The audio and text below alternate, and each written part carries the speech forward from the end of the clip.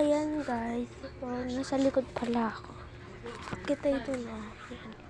Calculation seconds. Okay. Tara, Yas! Lipat natin sila! Yas! Ayan, nasa baro tayo. Ayan pala yung likod. Ayan. Ayan, itong patawan. Sa kubo.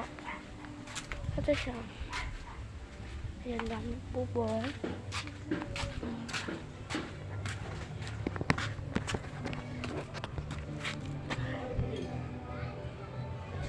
Walang kataw-taw pag hali. So yan naman ganyan. Pag kailangan umalis, mga padyaka. Ayan.